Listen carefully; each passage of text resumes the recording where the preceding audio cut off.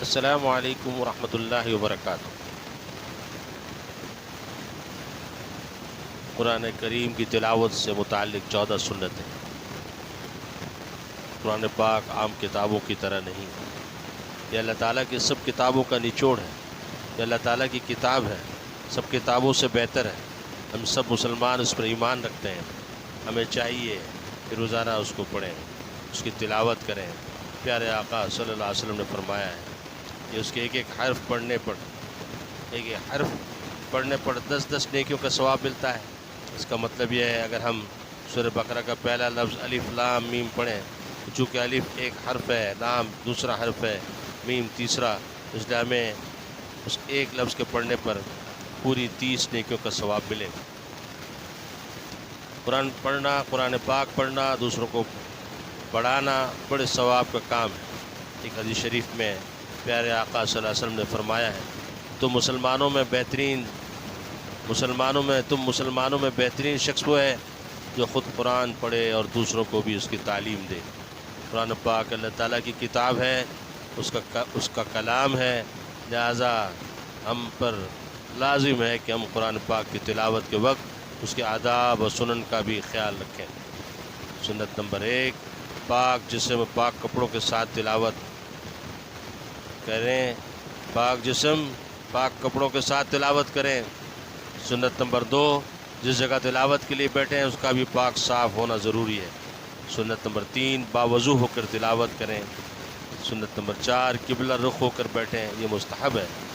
ادب، تکیہ یا ٹیک لگا کر نہ پڑھیں بلکہ سیدھا بیٹھ کر خشوع کے ساتھ تلاوت کریں۔ ادب، انتہائی ادب و تعظیم کے ساتھ تلاوت کریں۔ سنت نمبر 5، آرام سے اور سمجھ کر پڑھنے کی کوشش کریں۔ جلدی پڑھ کر جان چھڑانے کی کوشش نہ کریں۔ سنت نمبر 6، تلاوت سے پہلے مسواک کریں۔ سنت نمبر 7، تلاوت کرتے وقت رونا یا رونے کی شکل بنانا سنت ہے۔ قرآن مجید کو دیکھنا بھی ثواب ہے۔ اچھی تلاوت وہ ہے جس سے دل میں خوف الہی پیدا ہو۔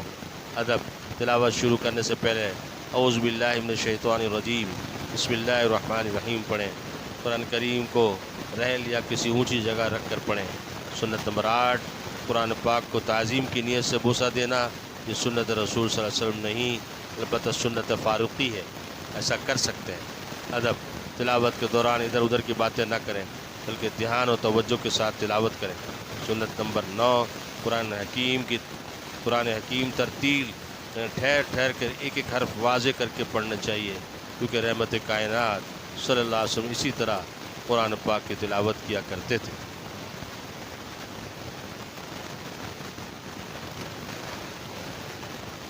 سنت نمبر 10، اس طرح ہر آیت پر وقف کریں اور مد کے حروف کو 2 حروف جتنا کھینچ کر پڑھیں۔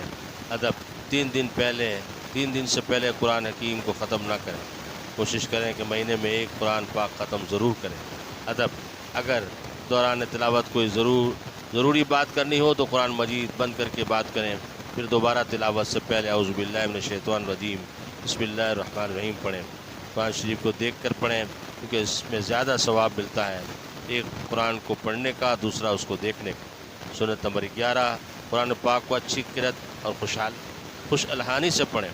سنت نمبر 12، تلاوت کرتے وقت قرآن پاک پر عمل کی بھی نیت کریں۔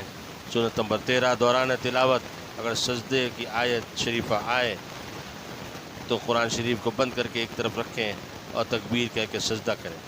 ادب، غسل خانہ یا نجاست کی جگہ پر قرآن نہ پڑھیں۔ ادب، قرآن مجید کی طرف پیٹھ یا پاؤں نہ کریں۔ ادب، قرآن مجید کو بلند آواز سے پڑھنا افضل ہے، کیونکہ جہاں تک تلاوت کی آواز پہنچے گی وہاں تک کہ ہر چیز قیامت کے دن قرآن پڑھنے والے کی ایمان کی گواہی دے گی۔ البتہ اس بات کا خیال رکھا جائے کسی نمازی، بیمار اور سونے والے کو تکلیف نہ پہنچے۔ سنت نمبر 14، ختم قرآن کے بعد اجتماعی دعا کرنا سنت ہے۔ اللہ سبحانہ وتعالی ہمیں ان باتوں پر، ان سنتوں پر عمل کی توفیق نصیب فرمائے۔ آمین آمین آمین۔ وآخر دعوانا ان الحمد للہ رب العالمین، والسلام علیکم ورحمۃ اللہ وبرکاتہ۔